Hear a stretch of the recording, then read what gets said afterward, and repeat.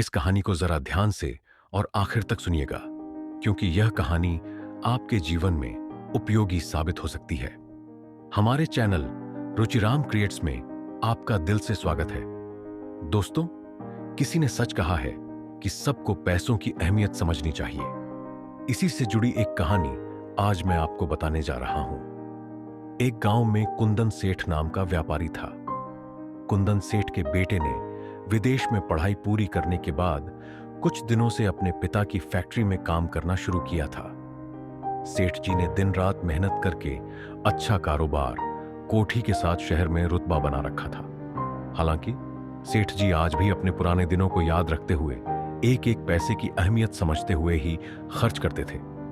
इस आदत को देखकर उनके कुछ दोस्त उन्हें कंजूस की उपाधि देने लगे थे। सेठ जी के मन में हर समय यही सपना पल रहा था कि उनका बेटा जल्द ही कंधे से कंधा मिलाकर उनके व्यापार को और अधिक बढ़ाने में मदद करेगा। न चाहते हुए भी उन्होंने उसे फैक्ट्री आने जाने के लिए उसकी पसंद की एक महंगी कार भी दिलवा दी थी।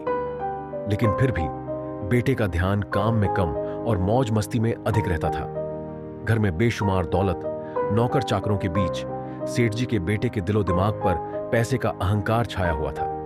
सेठ जी जितना बेटे को संभल कर खर्च करने के लिए कहते, वह उसके उलट हर महंगी चीज की फरमाइश सामने रख देता। सेठ जी ने कई बार बेटे को समझाया कि इस तरह की फिजूल खर्ची से इंसान का जीवन बर्बाद हो सकता है।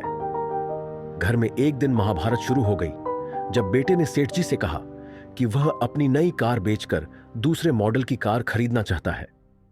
जब सेठ जी ने इसका कारण पूछा तो उसने कहा कि अब उसे लाल रंग की कार पसंद नहीं आती। इस तरह से कार बेचने में काफी नुकसान हो जाएगा बेटा, सेठ जी ने कहा।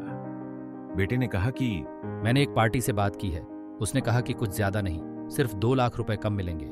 यह बात सुनते ही सेठ जी को समझ आ गया कि उनके बेटे के दिमाग में दौलत का नशा जरूरत से अधिक ही चढ़ चुका है। उन्होंने बेटे से कहा कि बेटा, पैसे की अहमियत को समझो। पैसे पेट पर नहीं लगते। ये सारी मेरे खून पसीने की कमाई है, लेकिन न जाने तुम फिर भी क्यों नहीं समझते।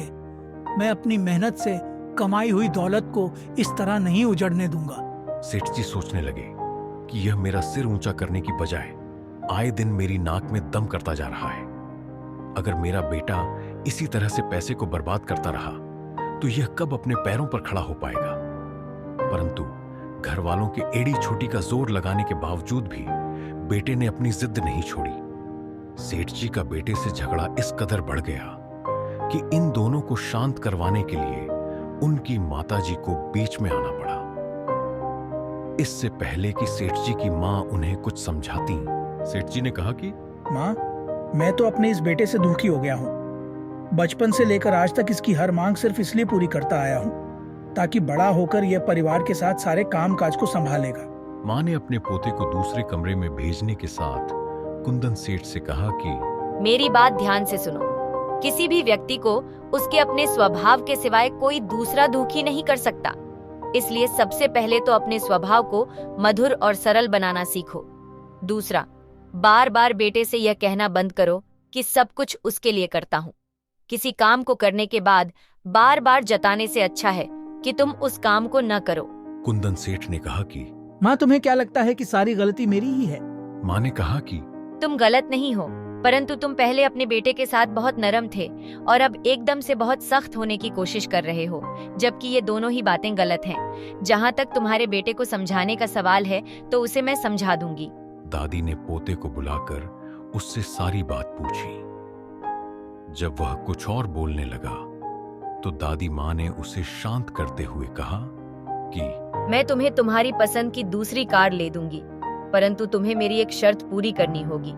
इस कार को बेचने से जो 2 लाख रुपए का नुकसान हो रहा है वह तुम्हें देने होंगे। पोते ने कहा कि मैं अभी अपने खाते से चेक काट देता हूँ। दादी मां ने कहा कि नहीं, ये पैसे तुम्हें खुद अपनी मेहनत से कमाने होंगे। पोते ने कहा कि लेकिन मेरे पास कमाई का और कोई साधन तो है नहीं। दादी मां ने पोते से कहा कि यही तो तुम्हें समझाने की कोशिश कर रही हूँ कि जो कोई अपनी आय से अधिक खर्च करता है उसे हमेशा ही दुख उठाने पड़ते हैं। एक पुरानी कहावत है कि जमाने की चक्की उसे देती है पीस, जिसकी आमदनी हो 19 और खर्चा हो 20।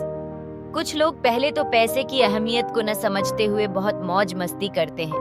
पैसा खत्म होने तक उसकी बिल्कुल परवाह नहीं करते, लेकिन बाद में पैसा ऐसे लोगों की परवाह नहीं करता। अब दादी माँ ने सेठ जी और अपने पोते दोनों से बात करते हुए उन्हें बताया कि दोनों जो बात बात पर गुस्से और नफरत का रास्ता पकड़ लेते हो, वह किसी को भी अच्छी राह पर नहीं ले जाता। दादी माँ की इस अद्भुत सीख को समझकर जॉली अंकल युवा पीढ़ी को यही पैगाम देना चाहते हैं कि यदि कमाई से अधिक फिजूल खर्च किया जाए तो एक दिन कुबेर का खजाना भी खाली हो जाता है।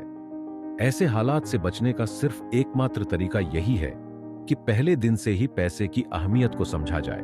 कुबेर भी यदि आय से अधिक व्यय करेगा तो वह भी निर्धन हो जाएगा।